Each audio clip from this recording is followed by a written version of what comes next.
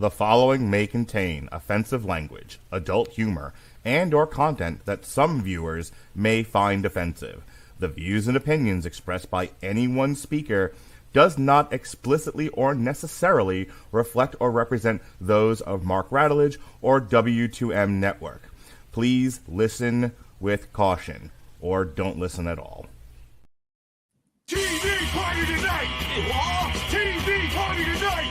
Oh, we got nothing better to do than watch TV and have a couple of brews. Don't want to talk about anything else. We don't want to know. We're dedicated To our favorite shows. Oh, my circuit! Everybody loves Hippo Toes. Scary dog! Pearson and Blurnsville. Futurama! Good evening. You are listening to a Radulich Broadcasting premiere podcast, TV Party Tonight. I'm your host, the Mandated. Forgot what show I was doing. I'm your host, the Mandated Reporter, and frankly, I'm mortified, Mr. Mark Radulich. And tonight, our favorite show is World Wrestling Entertainment presents the Royal Rumble 2023. And I am joined by one of the podsmen. Yes, we're right again, sir. From parts unknown, ladies and gentlemen, he only has 1 hour. 1 hour. Bret This Hart match and is this Shawn Michaels. podcast is scheduled for 1 hour time limit. Ladies and gentlemen, from parts unknown, Chris Bailey. How do you do? Locked freed from obscurity, Mark Radulich went and got himself a life and ditched. Great. What he was about to say was, I became social and didn't have time to podcast with everyone anymore. And he's very lonely without me. That's what he was trying to say. That Chris Bailey, in fact, has no life. That despite the fact that he has a wife and children and a job of his own, what he truly craves, what he truly desires is Mark Radulich, and he doesn't have enough Mark Radulich in his life. But you know who's not complaining right now? Here's the guy from Movies That Don't Suck and Some That Do. Neil, how you doing, Yeah, buddy? I love the Royal Rumble, and this was a great one, I'm telling you. I like the fact that we can't do this without doing impressions of other stuff. I know, right? We'll jump right into it because I know everyone's on a time crunch today. But how much we other than just the Royal Rumble itself, because I know, like, I had to specifically tell my wife, hey, don't ruin this for me like you do everything else. Like, I actually really enjoy the Royal Rumble. Don't mess this up for me. I legitimately look forward to the Royal Rumble every year. There's always, we were talking about it at work yesterday. Do you remember the one Royal Rumble where it was like Diesel came back, fucking Kurt Hennig came back? I think that was the year the Undertaker put Maven in the popcorn machine. Like, that was the best. Yeah. And that was like, that's the part of it, is like, you never know what nonsense they're going to pull off. You never know who's going to come back for like a surprise entrance. The Royal Rumble has provided at least a dozen of some of my favorite memories of the last 20 to 30 years. Steve Austin and Vince McMahon and what everyone thinks is the shittiest Royal Rumble, but it was the funniest moment to me. Them leaving the Royal Rumble. And then fighting in the bathroom. How did he know to set up everybody in the toilets? You know, right. like, look, just make sure there's cameras everywhere. We don't know what's going to happen. Yeah, and then they left. They like went in an ambulance somewhere, and like Steve Austin came back at the end. They had the three faces. Hey man, of that's Foley how you rest year. a guy up, man. That's right. You had the three faces of Foley year, where Mick Foley entered the Rumble 3 different times. Yes. I'm actually and wearing that shirt tonight to the Monday Night Raw. Are you? What are some of your favorite Royal Rumble memories? Was it when Big John Studd won? Was that the one? No, it was actually the first one with Hacksaw Jim Duggan. I remember renting it from the video store. Actually, an autograph action figure right there of him, but you can't really see it. But that was one of my favorite all time. Actually, the Austin. I think it was the Austin versus where they did the final four at the end because they didn't know how the feet hit. Right. That was great. Undertaker, Bret Hart, Vader, and Austin. Talk about four guys that are in my top 10 of like pro wrestling history. And Ever since then, I'm the hugest Royal Rumble fan guy. Like literally, I would go to if someone said I got tickets to WrestleMania, I got tickets to Royal Rumble. I've been to WrestleMania like 3 or 4 times. I would go straight to the Royal Rumble anytime over it. That Final Four one. Chris is having all kinds of problems with his audio. Maybe he'll join us. Maybe he won't. But oh gosh, in recent years, and I was just talking about this, and we'll talk about it now when we talk about the men's Rumble. The year Brock Lesnar came in, I think at like number 10, eliminated everybody up until Keith Lee and Drew McIntyre came out. It was It was Royal Rumble 20. Oh yeah, you're back. It was Royal Rumble 2020, and I was like, I know everyone fucking hated Brock Lesnar that year. They were like, oh my god, why do they give Brock Lesnar everything? I was naked, hard as a rock, cheeseburger at the end of it. I was loving every minute of that, man. I like how everybody's memories are of the Attitude Era. Like I don't even, when I think of Royal Rumble, I'm thinking Ric Flair winning. I'm thinking Hogan Warrior. I'm thinking Hacksaw Jim Duggan winning. I'm thinking all the good stuff. And then you guys are going to like these Attitude Era ones where it's just like that seems like one generic run of mess. Hang on. In defense of Neil. While you were looking at naked pictures of me pining in the bathroom, Neil was saying that his favorite Rumble was the one that Big John Studd won. Oh yes, I heard that. I heard that. Jim Duggan and the autograph action figures right there. Was there even a VHS copy of the Hacksaw Jim Duggan version? I thought the first Royal Rumble VHS tape from Coliseum Video was the John Studd one. No, he rented of the Royal Rumble was Hacksaw Jim Duggan. No. I know that, but the VHS version of the Royal Rumble, I believe the first one was the Stud win. No, because he's saying he rented it from the. Well, at one point there was a VHS version of it because he rented it from the store. Mm-hmm. You missed that. I have never seen that video. If it exists, someone needs to show me. You missed it because you were in the bathroom looking at pictures of me pining for me, and you missed what you said. Of course, of course. Let's talk about this one, you turkeys. All right. Well. The event started off with Pat McAfee coming back real quick. We don't need to spend too long on this, but Neil, what happened to Pat McAfee? Why was it such a big deal that he was gone and came back? Well, Pat McAfee was smart enough to take some big money from college football and go be the host for college morning football for a little while.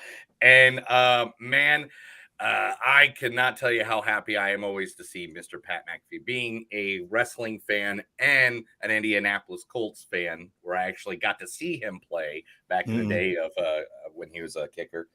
Man, and to be honest, he is like the Bobby Heenan of this generation. He's so that good. Guy has so much colorful stuff to say. Like throughout the night, we snorted laughter. At the party I was at from some of the things he came up. Dude, there were 2 moments that stood out to me, Chris.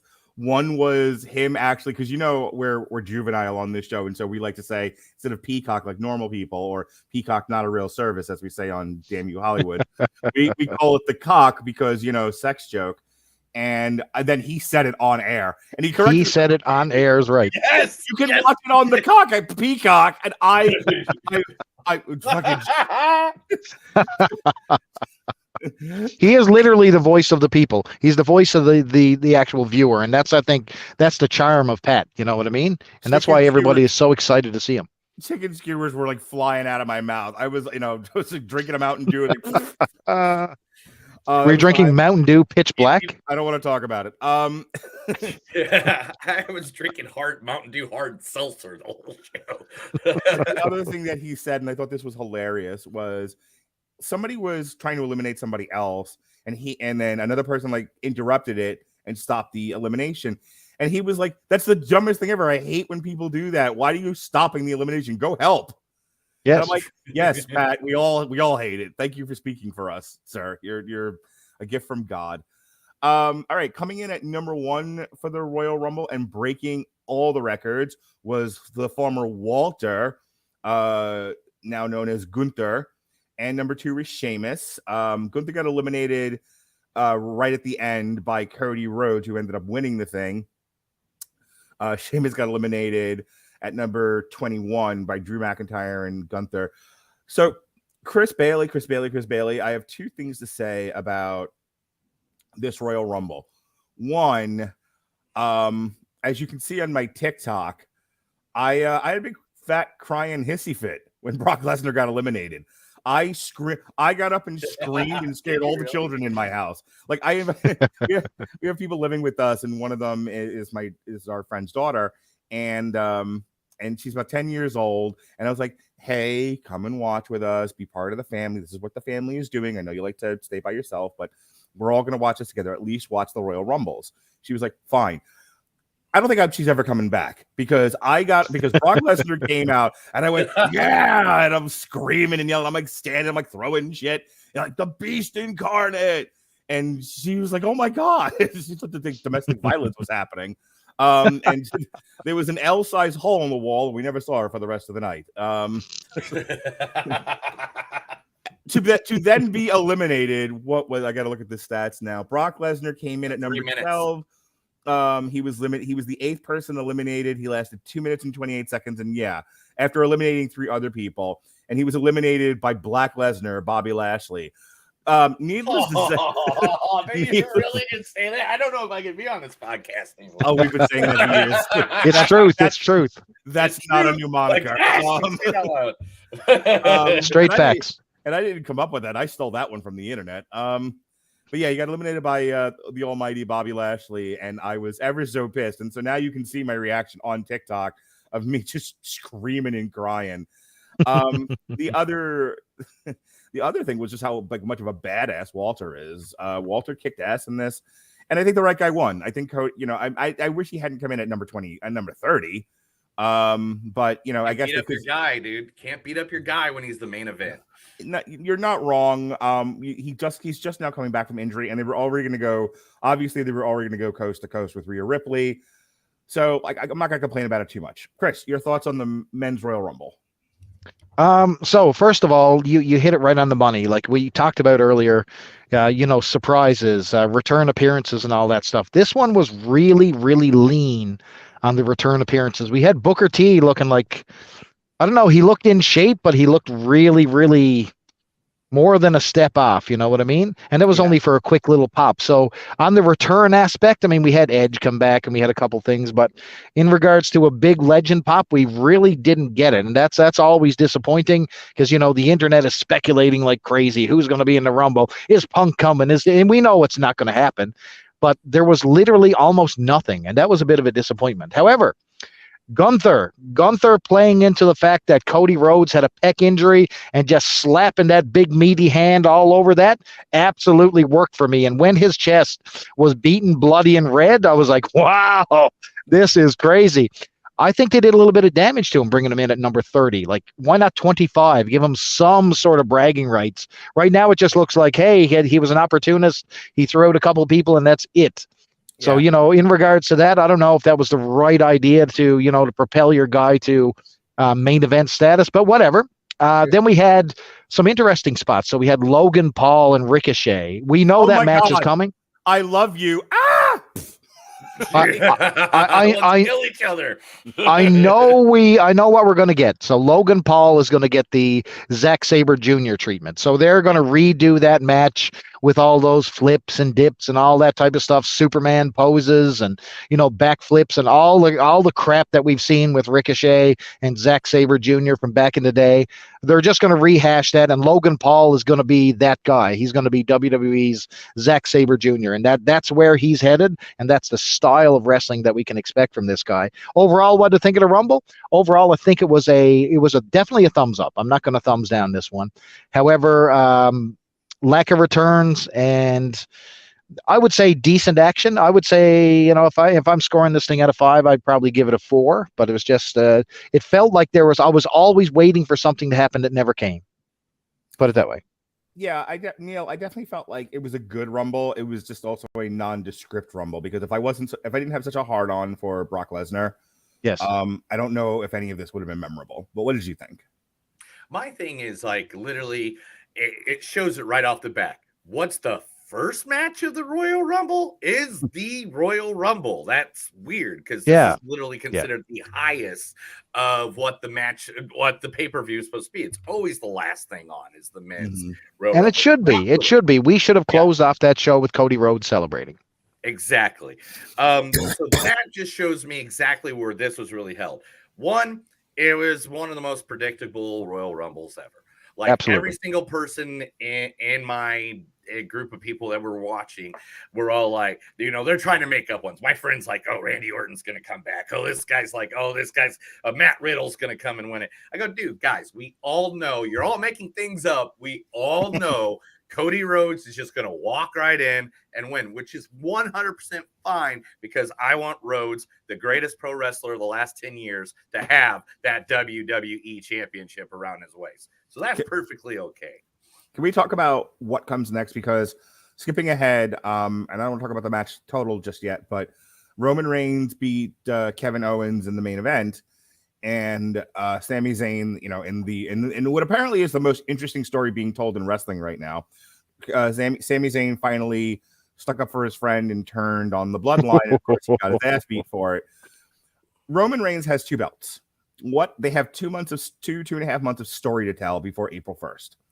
What if Roman Reigns drops a belt to whomever, and he carries 1 belt into WrestleMania, and that belt is on the line between Roman Reigns, Sami Zayn, and Kevin Owens, and Cody Rhodes fights for the 2nd belt against whomever?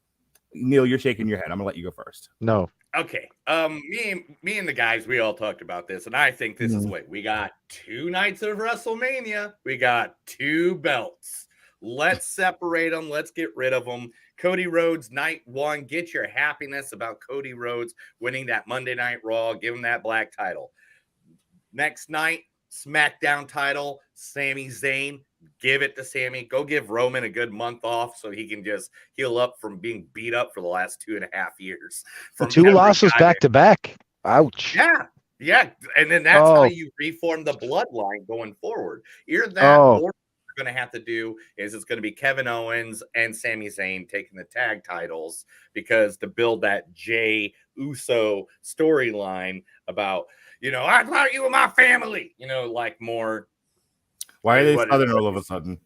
Yeah. Huh? I said, why are they Southern all of a sudden? I have no idea, dude. I'm from Tulsa. What do you want? It's like, Joe, we the one. Oos, oos. The other guys go, well, and when we are from Florida. What the fuck? they all live in Florida. Oh, okay. All right, so that's Neil's thing that he keeps. What do you call it? Roman Reigns just does double duty. He does night 1 against Cody, but he only puts the Raw belt up on the line, and he does the SmackDown belt on night 2 against only Sami Zayn. Chris Bailey. Tell me what you think. Sami Zayn gets the Mick Foley win. Sami Zayn absolutely deserves to beat Roman Reigns, but I think beating him on night 2 is absolutely pointless. You need to beat him at the height of his powers. You need to beat him. When he is the Rock on top of everything. You know what I mean? You got to put him over, and you got to put him over hard.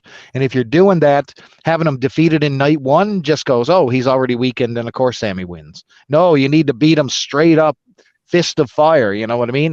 That's what I think. And I think Kevin Owens plays into that finish with a stunner. Similar to the whole Mick Foley celebration. This is one of the most carefully woven storylines. We have talked forever about how crappy WWE creative is. However, we know from past history that WWE has told some of the most memorable stories of all time. Look at the mega powers exploding, all that type of stuff. This was amazing chapter-like story with an amazing conclusion. When Sami hit Roman with that chair, absolutely pitch perfect pop. Every single part of this worked, and they created an absolute megastar in Sami Zayn and resurrected that fat tub of shit Kevin Owens from obscurity, because that's garbage. Number 1, I resemble that remark. Number 1, I resemble that remark. Number 2, sorry, like my kids used to think like that they would watch Kevin Owens on TV. Like, Dad, is that you? No, I'm not French Canadian. Anyway, here's my problem. You've completely left out Cody Rhodes, unless you're doing like a.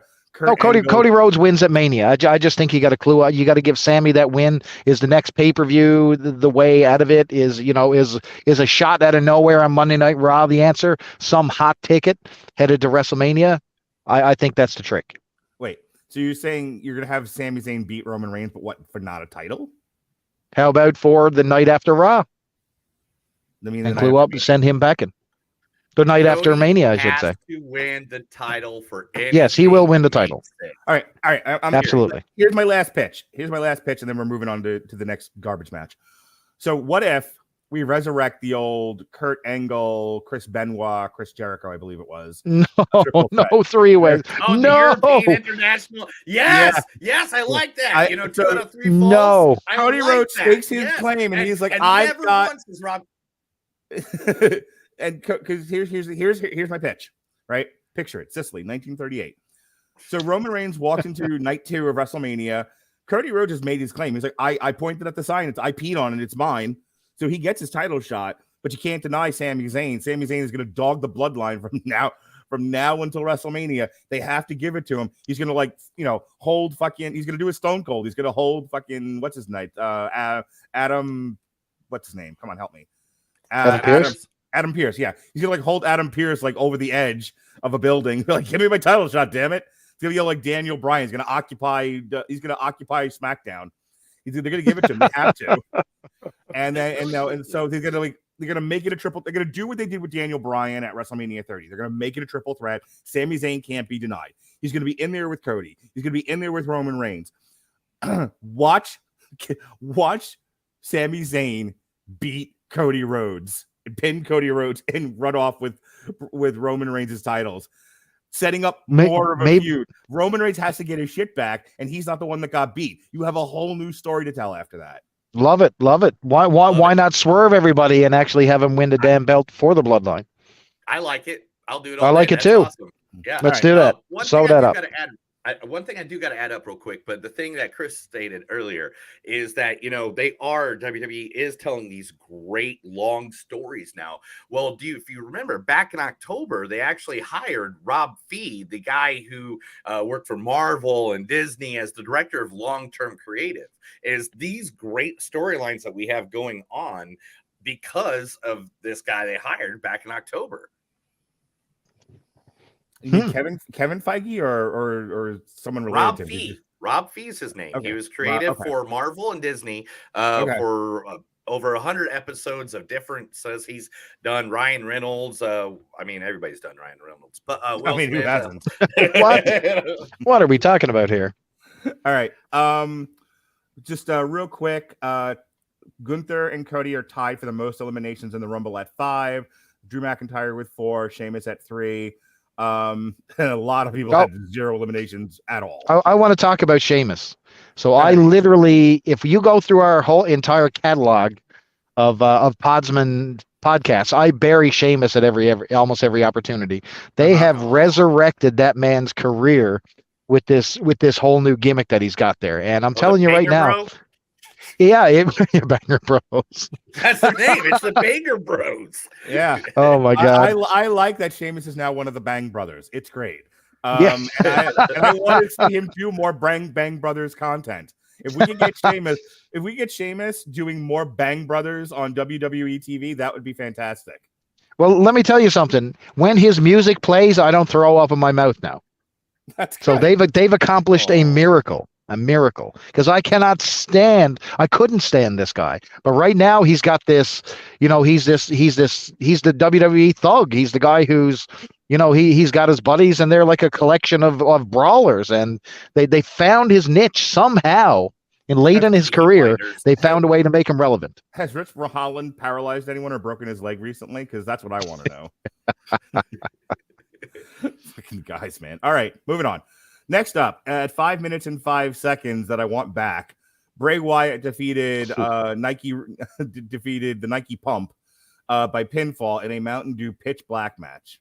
That's a joke about how LA Knight sounds like a sneaker. Do you get it? LA Knight, Reebok, Nike. Right. No. Stop looking at me like that, Neil. Anyway, this match was trash. Straight trash. Yeah, let me talk to you, brother, about this. Go ahead, Neil. Yeah. You know what? I don't even have a whole opening shtick to say. It was trash. Neil, what did you think? Mountain Dew. Mountain Dew. Mountain Dew. Sponsored. Mountain Dew. everywhere. Okay, this match would have been funner if Mountain Dew was literally not everywhere in this match. Like me and my guys, like we're watching this, we're like, okay, it's kind of weird. It's kind of reminds me of that fight at the end of Batman Forever, where like or with Robin or whatever, where he's in the alley, and we're all like, whatever. And I'm always like, okay, I get it. They're trying something new.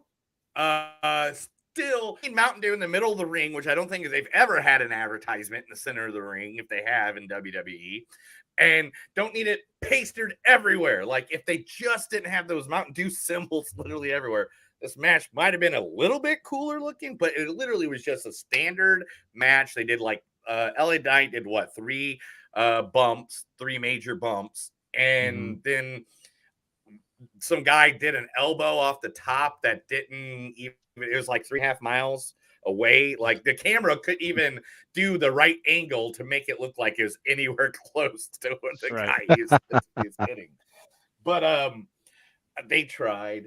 And that's what I gotta say with WWE. Sometimes they hit it, sometimes they knock it out of the park with like Hell in a Cell, but then you got your Boochami jail match. You got, sometimes, Royal Rumble at one point was just something they made up. Alliteration, sir. It was the Punjabi prison match, and it was racially insensitive. Which then they kicked out the guy that was even based on. They're like, okay, we got to wrestle someone else because you're so bad at this. Here, in this Punjabi prison match, we're going to focus on your Asian Indian heritage. Let's get fucking Batista and the Big Show in there. It was so bad.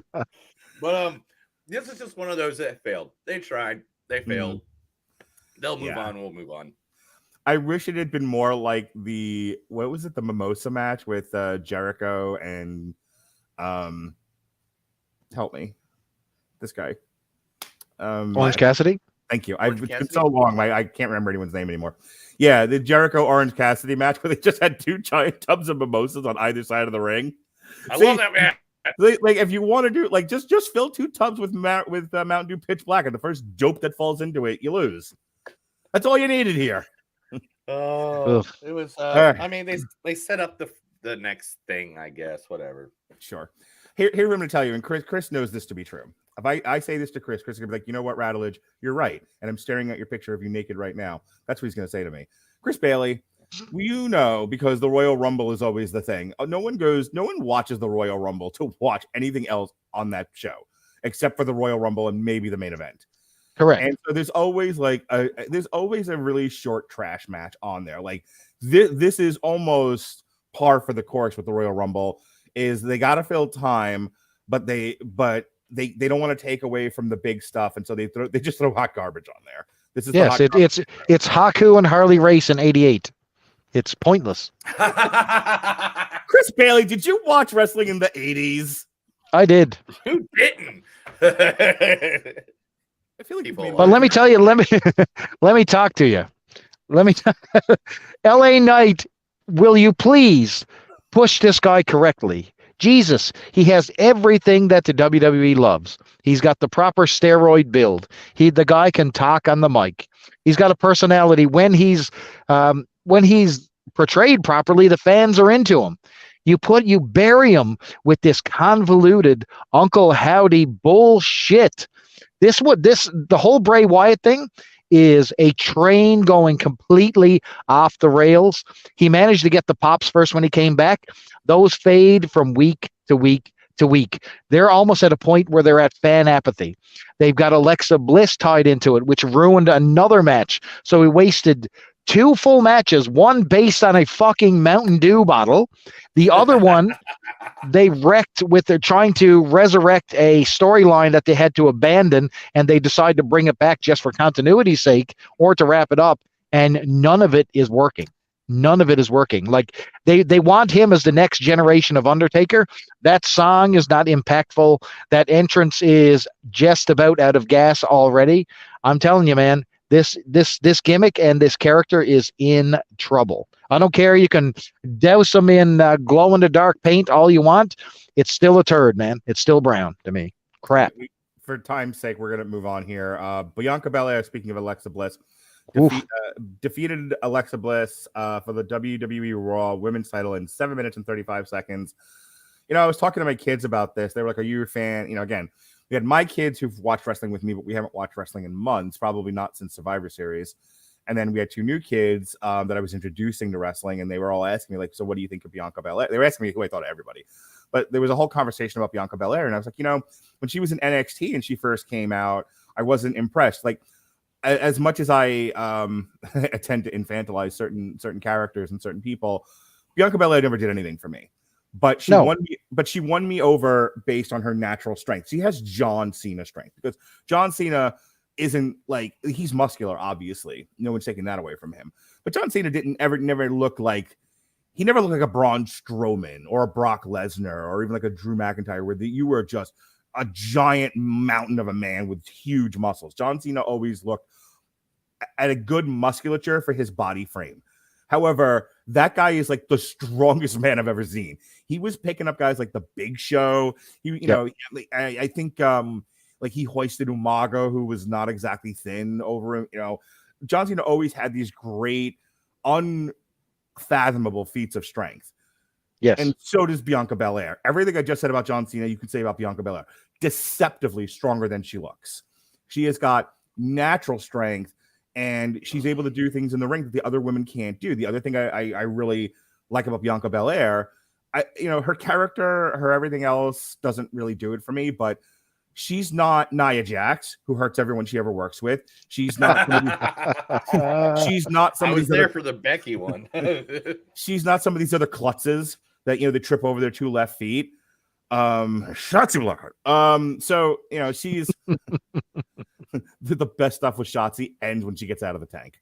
But I just I was looking forward to this match because Bliss can work. Bliss always has a good look to her. She's a hot babe, but she also, Alexa Bliss has everything except size. But you don't have to have size when you're a girl. The girls are about the same size. Alexa is hot. She can work. She always looks good on camera. And then she's in there with Bianca Belair, who can toss her around the ring. Why are you laughing?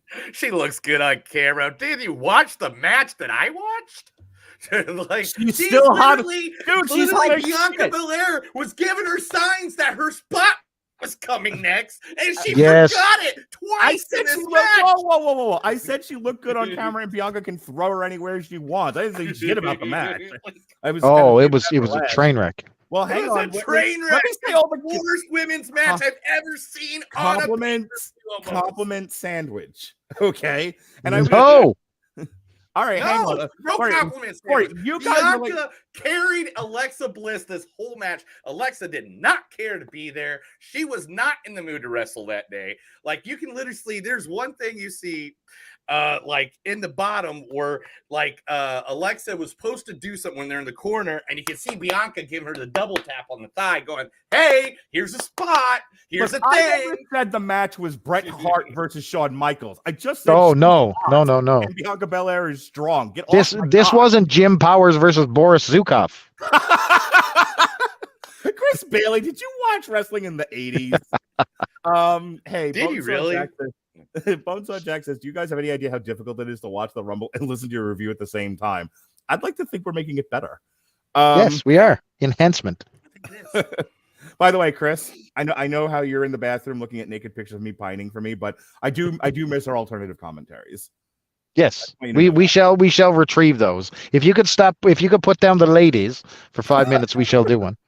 If I could stop being social for 5 minutes. Look at this guy. All of a sudden, he gets a social life, and he aborts his friends. Neil aborts us. Trash. I do follow him on social media and stuff, and I'm gonna say, I think Mark just likes hanging out with his kids, man. Like, kids and the ladies, to be honest. I mean, but I did see him that one night at Anyway, it was more than one night. Anyway, yes. Anyway. So Bianca Belair, fine, you big bullies, you people who hate women. Bianca Belair versus Alexa Bliss was not a tight match, but I think it was really bad. It was really bad. Bianca Belair, I love her physically, like you said earlier, very physically. But man, someone needs a mic on her, or she needs to turn heel or something. Because the whole hair whipping, it's getting tiresome, man. I think there was a spot on Monday Night Raw where Trish came back and they were going to fight the Damage Control, which is Bayley's new organization. Yeah. And Bianca took the mic and spearheaded this entire what do I say? She tried to do the promo for the entire group, and it was a massive failure. And the crowd didn't respond. Ever since then, it seems like she's been off the mark, and they don't know what to do with her. They're not responding to the gimmick. She is completely lost in her role as champion. This belt can't get off this girl fast enough. And as for Alexa Bliss, boy, oh boy, oh boy, I don't know what else to do. Like, she got this Uncle Howdy gimmick. She did nothing for about 6 months because they aborted the gimmick. They tried to bring it back, and she looks like she couldn't care less. It's absolute garbage. Are you guys trash? Are you guys excited for Rhea Ripley versus Bianca Belair Part 2 Electric Boogaloo? Well, listen, this is the only time I'm going to say I want Rhea Ripley to just beat her in 2 minutes and be done with it. Let's end this Bianca Belair experiment. It's over. Main event. Make this the opening bell match. Yes. Ding, ding, ding, ding, ding. Rhea Ripley's the new champion. When they had Sasha Banks, a legitimate superstar, versus Bianca Belair, the new up-and-comer, when they had Rhea Ripley and Charlotte Flair, that was one thing to end, your 2 nights of WrestleMania with one of those. Yep. Hear me.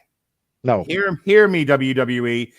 Hear the voice of... This would have been funny if I could remember the character's name. This character from Endgame or Infinity War. Hear me now and weep. We are the children of Thanos. Please, no women in the main event at either night of WrestleMania. You can't do it. They don't have the cachet right now. No, nobody. No one. I mean, I don't even think Becky has that kind of star power anymore. I think I think they have managed to bumble the women across the board, and that's coming from somebody who hasn't watched the product since November. But the fact that I still know a half a dozen of the male superstars, and any one of them could sell tickets to WrestleMania, and none of the women could. How far the women's division has fallen in 5 years? Staggering. Yeah. There was a point, and I'm wearing the shirt. I'm wearing, from WrestleMania in New York. Your main event of one night of WrestleMania was Becky, Ronda Rousey, and Charlotte. Yep. I mean, from the heights you reached just getting to that point to where they are now, what a cataclysmic blunder. What a fall.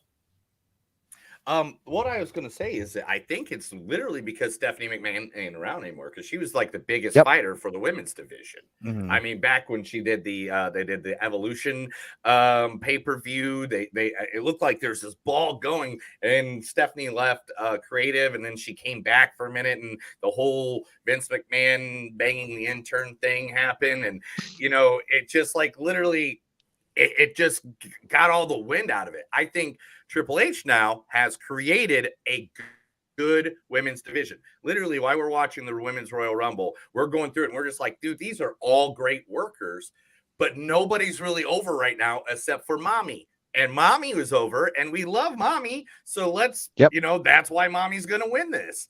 And so, like, we called both Rumbles before the pay-per-view even started. All right, well, let's talk about that then. That is our next match. We have the 30 women's. So my friend Gavin, God bless him, Gavin hasn't aged since 1955. It might be 2023, but Gavin is still living in 1955. And I got a message from him, and he was like, did they put the men on before the broads again this year? And here's the thing. Yes, that's misogynistic. Yes, that's chauvinist. However, he's also, the implication that he was getting to was not wrong. The women, there was no reason to put the women on before the main event. This, you guys talking about they should have, if Cody was going to win it, Cody should have ended the night. Robert Winfrey of 401mania.com was saying that like Roman either opens or closes the show. They probably should have opened with Roman Reigns. I don't know. The more I think about it, you wanted the last thing, like think about Vince McMahon's booking strategy. Yeah. The last thing you see should be the most important thing on that show. And I think the Sami Zayn Roman story was the most important thing on that show. Okay. That's why Cody coming back with number 30, it just didn't have that oomph, and it wasn't built to do so. It was just as another piece to the puzzle to get Cody to Mania. But the real story that they wanted to tell was Cody and Sammy, or Roman and Sammy. I just don't like the order of this pay-per-view. It should have No. with the women, then do Bray, Yes. then do the men, then do Bianca versus Skippy, and then do the main event. Yes, correct. You know, put the men on in the middle of the show instead of at that. Like for whatever else Gavin's issues with having the women on first, he's not wrong in his implication that the women didn't deserve a premier spot this year. And even though Rhea Ripley's the most over woman that they have on the roster, when your ratio is 1 out of 30, maybe you open the show. You're right. The order, because Hogan must pose. Think about that. That was a theory where you send the fans home happy. Back in the glory days when wrestling was really great in the 1980s. Chris Bailey, did you watch watch wrestling in the 80s? I did. But guess what? And completely killed wrestling everywhere. Except for if you wanted to watch WWF or WCW. I went home happy because Hogan posed. Okay, Hogan posed. Instead, here in 2023, was that when they had I don't have a poster. Shut up. Let me get to my point and I'll shut up. Rhea Ripley wins, bad guy. Roman Reigns then follows up with another bad guy win. This never, ever would have cut the cheese back in the glory days. Never. You do not go home with 2 back-to-back heel wins. It's just not right, and the structure was wrong, as Mark said. All right, Neil, you were making faces the entire time I was saying that, and I feel like now you want to tell me that I hate women. So go ahead. No. The only thing I'm going to say is the correct if the men's rumble was better than the women's rumble, then maybe it should be in that spot. But guess what? It wasn't, and by far. Like literally, I had people at the party that like stood up and said, "Hey, if this women's rumble didn't happen, I would not be happy right now, but paying the $60 I just did for this pay-per-view." Yeah. Okay, let's talk about it because I don't think we agree. The women's Royal Rumble, Rhea Ripley won it. She lasted 1 hour, 1 minute. She had, I believe, the most eliminations of the entire thing with 7. Then there were 3 tied for 5: Bayley, Dakota Kai, and Io Sky. Damage control. What do you call it? Liv Morgan came in at number 2 and was eliminated by Rhea Ripley. She was in the Gunther spot. Some surprise entrance. We had Chelsea Green come back for 5 seconds. Why? 5 seconds? Thanks for coming, Chelsea. Jesus. No, that's wrong. Michelle McCool came in. She had 2 eliminations. That was fun. I was laughing at that because it was fun to see her come out of the audience, and I kept waiting for like security to not know who she was and just tackle her. Like, get the fuck out of here. You know, and she wore Uggs the whole time. You were starting to say something, Neil? I was like, there's more surprises in like the women's rumble than there was the men's, especially with having that front row Michelle McCool thing coming out. Like they could have easily done that with like Booker T being on commentary, and then he could have came and got into the rumble instead of doing, whatever. It's funny you said that. He did. It's funny you said that because they kept saying over and over, this has never happened. Nobody has ever came out of the audience and joined the Royal Rumble. Well, technically, Booker T was announcing, and he came into the Royal Rumble. So, I mean, Jerry Waller did the same thing. He did. He was sitting at the commentary booth, and they played his music, and he was surprised. He was like, he had his gear on, but he had his gear on. He had his gear on. Well, he always commentated in his gear up until the very end. He did. Here's what I'll tell you. Now that they've done like the Michelle McCool just coming out of the audience, like her kids are like, "Where you going, Mom?" Like, "I'm gonna go wrestle." Like, you're fucking just gonna leave your kids here? That's great. So McCool CPI. I want like another actual fan to do it. I want to be like, their music goes off and they just hop the rail. They're like, "Well, if Michelle McCool can do it," as they're getting. They haven't had a complete unknown do that at all recently. It's always been like an NXT star or a independent star. Like, it's always been someone with name. They've never had a complete and utter unknown jump the rail. And then lastly, the other surprise was Nia Jax, who came in at 30. No reports that she's injured anyone, but she was eliminated by everyone that was in the ring at the time. She had the opportunity. Wasn't she controlling her narrative for a while? Yes, she was. She was part of the CYN. I think she was the entire women's division. I didn't think they had any other women's wrestlers at the event I went to. All right, I thought this was, and maybe just because like, maybe because I didn't think there was anybody like superstar worthy in the women's rumble. Everyone just kind of seemed kind of blah. Also, if I have to hear them, and again, I haven't been watching Raw, so I don't know what's going on with Finn Balor's goth group. But I kept hearing them call Rhea mommy, and I get it. She's dating Hispanic, so she's mommy and he's poppy. We get it. But I'm sorry. Hearing white people call Rhea Ripley mommy, I wasn't getting hot Hispanic mommy poppy. I was getting like fucking, I was getting cat S&M creepy. I was getting Adam Sandler and the Waterboy mommy. I was getting Yep. Gross. Every time they said mommy, I'm like, this is making me uncomfortable, and I make dick jokes on an ongoing basis. So I was, I don't know, Neil. You can go ahead and defend this piece of shit, but I honestly think this should have opened the show. I didn't think there was anything spectacular about it. I didn't think the women did anything. In the men's Royal Rumble, again, we talked about like Brock Lesnar kills bitch is dead. Kofi Kingston, fucking never touches the floor. He's always like jumping on things like Frogger. There's always second year in a row, the second year botch. What do you call it? You have Logan Paul and Ricochet doing the spot that Adam Cole and Johnny Gargano did, where they kissed and said "I love you" and dove to their death. Hey, did anyone pay attention to Johnny Gargano coming out to absolutely no ovation? It's like everyone said, "Shh, shut the fuck up. Let's play a gimmick on him. We're gonna just make him come to the ring in dead silence," and it worked. I couldn't tell because I was screaming it's Johnny Wrestling, and my kids are going. You were not. I was screaming it's Johnny Wrestling. Johnny Wrestling. I love Johnny Wrestling. You were literally the only one in Florida tapping. Dude, the only one in the world. All right, so go ahead, Neil. We're running up on 15 minutes left to go here, so go ahead and give me your thoughts on the women. I'll go through a few points. I got them written down. One, when there's so many storylines that they're literally already starting up with. The Roxana Perez thing was awesome when she came out from NXT. No. She did some great spots there. She did like 4 spots in a row with people.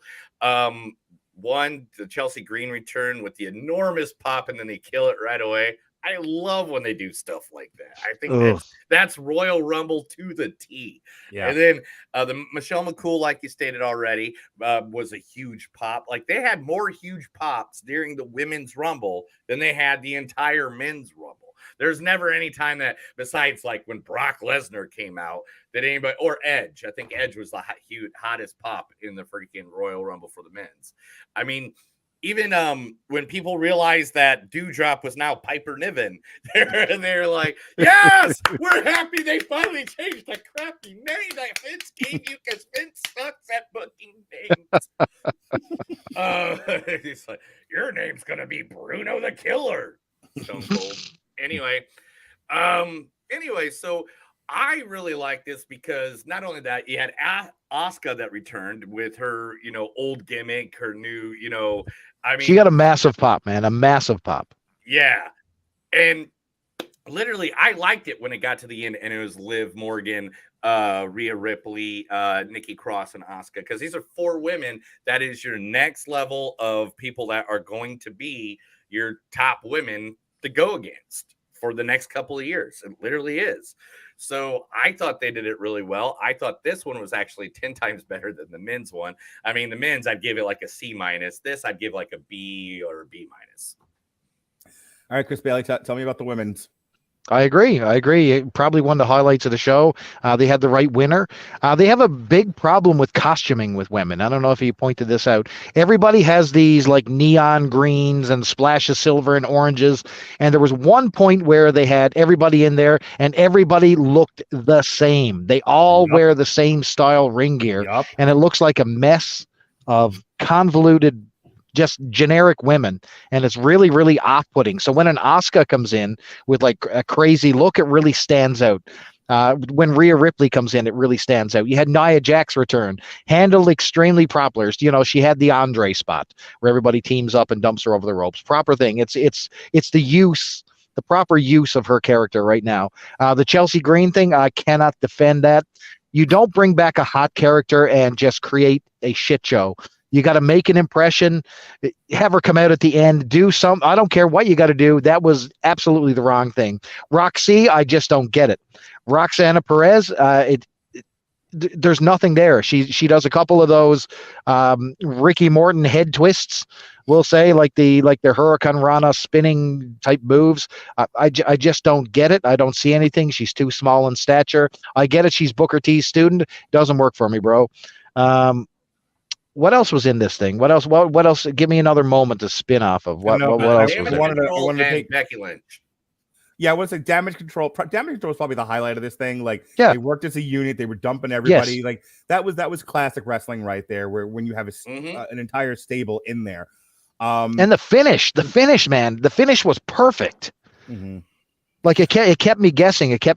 And when she just, when she hooked her legs and dropped her opponent to the outside and won the Royal Rumble, yeah, that was a great finish to that match. I give this one a solid thumbs up. It was a very solid Rumble, but like Mark said, it seems like a collection of semi-popular mid-tier people, but we never ever got to the big tier. You know what I mean? It didn't feel big league. I think that's one of the.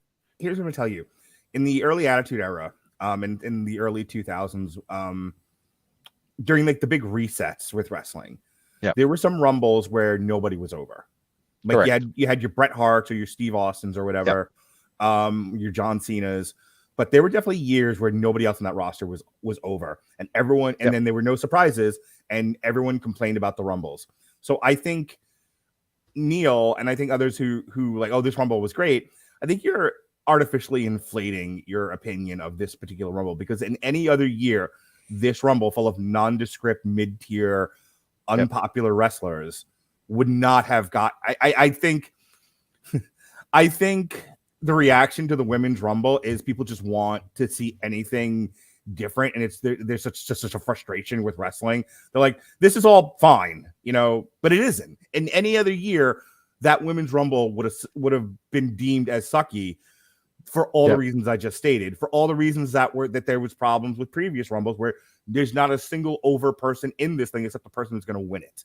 So it's like your hero, your action hero, and a bunch of Ultron bots. All right, Neil, you want to give me like 50 words or less to respond to that, and we'll move on to Roman Reigns and get out of here.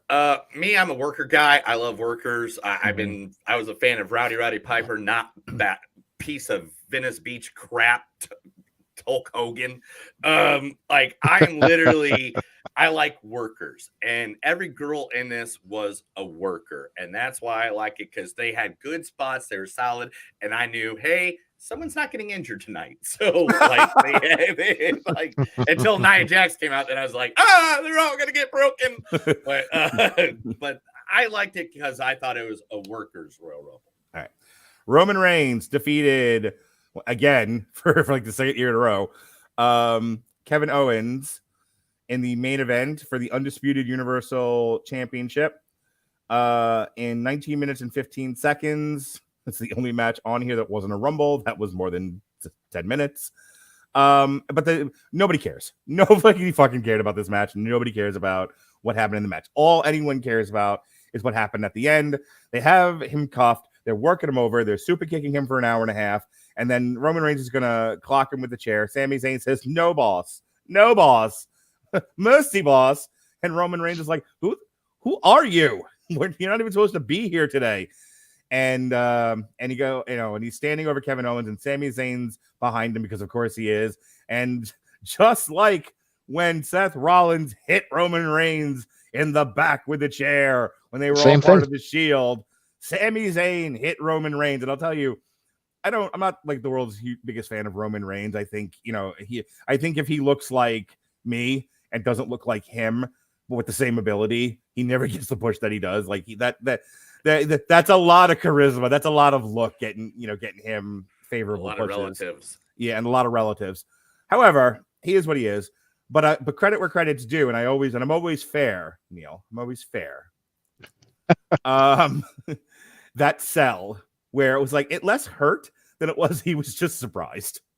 Like he gets hit, and he's like, well, I didn't expect that. And because he didn't sell it like Sami Zayn killed him. He really did sell it like, that stung a bit. And when I get up, I'm gonna tear your head off. It was perfect. That was like the best sell job I've ever seen from Roman Reigns. It was subtle. It was appropriate. It wasn't over the top. It wasn't Shawn Michaels, Hulk Hogan. It was like we talk about in. I don't know if everyone knows this, but Neil reviews movies, and we talk about pitch perfect performances. And you can take any line, you can take any part, and really elevate it with performance. Roman Reigns' sell of that chair shot elevated that whole thing. Yes, the rest of it looked kind of Memphis, but it was all on that. Like, I'm surprised, I'm a little hurt, and I'm gonna kill you.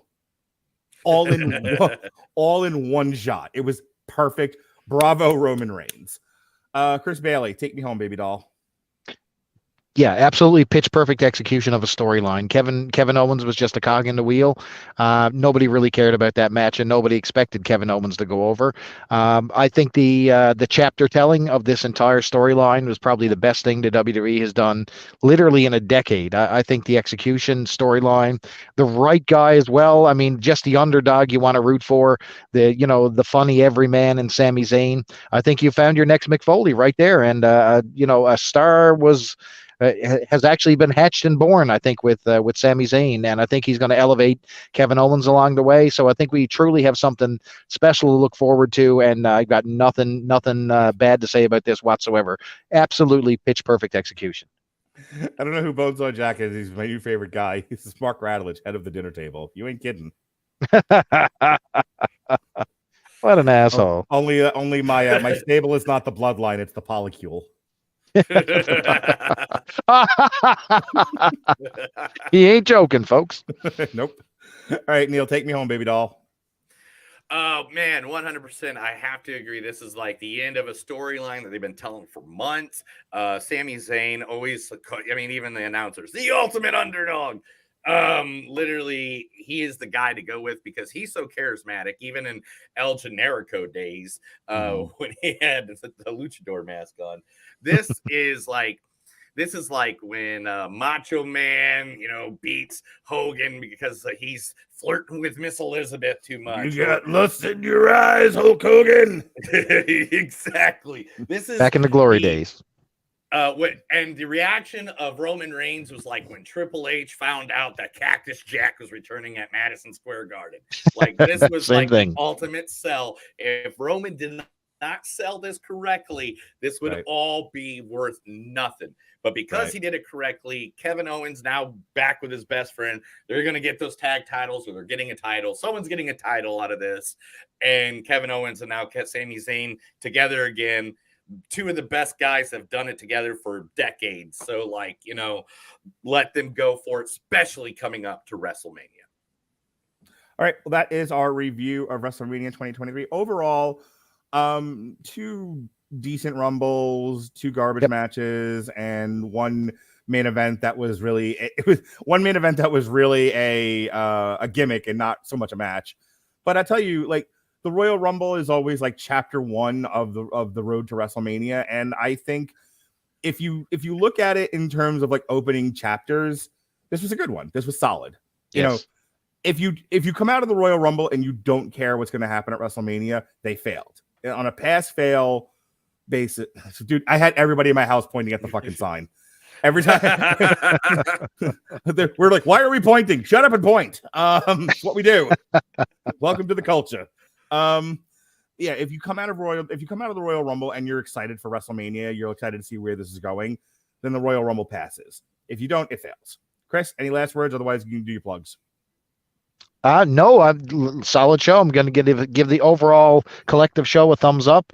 And guess what I'm doing? Guess what February holds for myself? Your penis. Well, that too.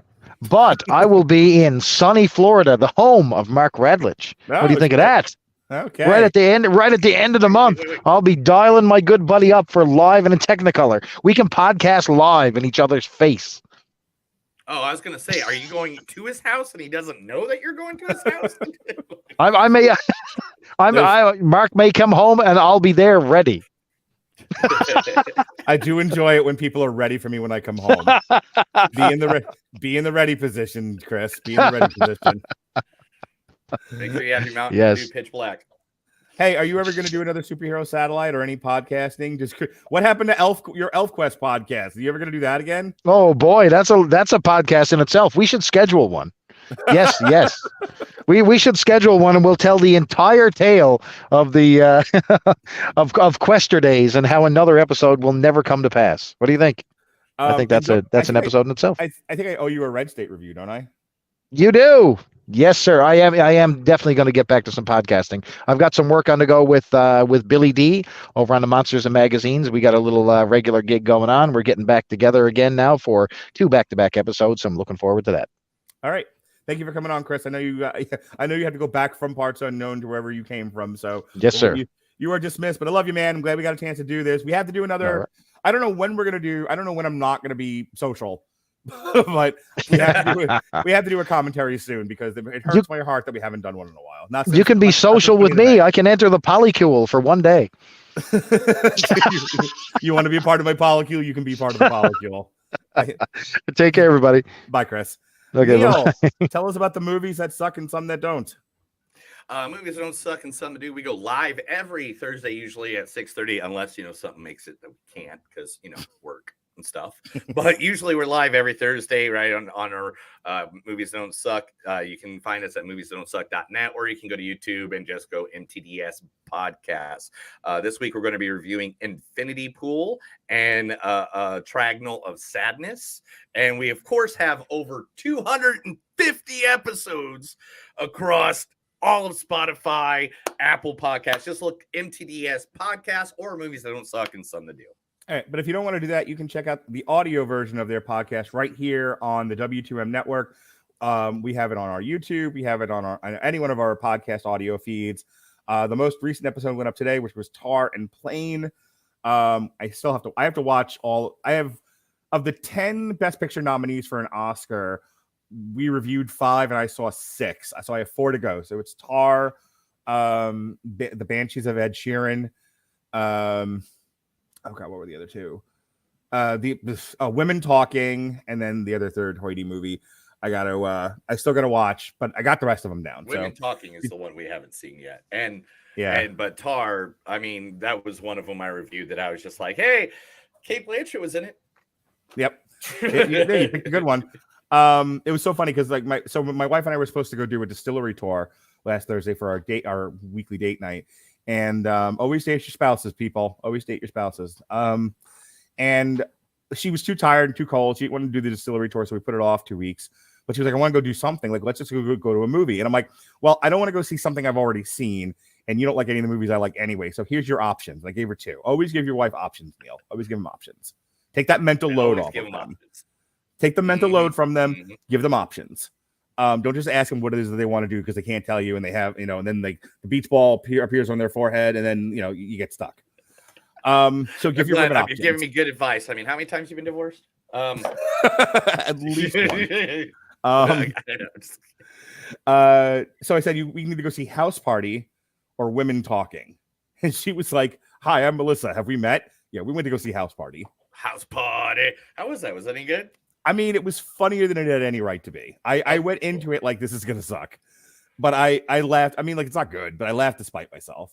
And I figure if comedy makes you laugh, then it's successful. It's kind of like the Royal Rumble. Exactly. And comedy doesn't have to be things you're going to win Oscars for. It can just, as long as it gives you a snuckle, if you snort once, you've won. Yeah, I don't review a lot of comedy on Damn You Hollywood because most comedies are terrible. But things that are terrible will also make you laugh.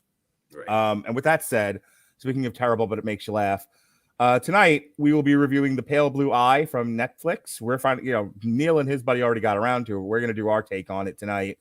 Tomorrow, we're doing our Whiskey Rebellion. We're going to be looking at war movies. We're going to have Andrew Graham on. We're going to talk about an article from Fatherly about, the best ways to, I think, raise your son, I think is the name of the article. We've got a re-airing of our commentary for UFC 241 from back in the day, Cormier versus Miocic 2, Electric Boogaloo. We should have another Movies That Don't Suck and Some That Do once they finish editing it. And then that's Missing, and we did Missing, and what was the other movie we did that last? I can't even. I know Missing was one of them, and then Sick was the other one from Peacock. I'm gonna eventually get to Sick. There's a new Children of the Corn coming out later this year. Mm-hmm. So me and my buddy Jason, we're gonna do Sick, Children of the Corn, and another streaming movie. Boston Strangler coming from Hulu. Right. So nice. Well, I was thinking about like our best of that show that I was on for you guys, and like if I don't watch the streaming movies, because now that I'm not doing as many podcasts, I'm not doing as many triple features, I'm not watching as many streaming movies. I'm like, I'm gonna miss half of what's gonna end up being on my top 10 if I don't watch some of these. So because it was like I wouldn't have known about Fresh otherwise. You know what I mean? Oh, Fresh was amazing. Gosh, that was one of my favorites. I was gonna say like half of what ended up being on my top 10 was stuff we did in triple features, not anything we did on Damn You Hollywood. Damn You Hollywood tends to be the worst movies of the year. Like Morbius and Doctor Strange. That's such a bad movie. So I want to make sure I get some of these in there, and so we're gonna do later in the year. We're gonna do Sick, Children of the Corn, and Boston Strangler. All right, awesome. That's it. That's what's going on here at the Radulich Broadcasting Network. You can check us out on any of the podcast feeds, Spotify, Apple Music, anywhere you listen to podcasts. Plus, we always have our YouTube channel with all of our live and pre-tape shows. Go ahead and check those out. W2M Network. I want to thank Neil for coming on. Chris Bailey, we miss you. This has been TV Party Tonight. Be well, be safe, and behave.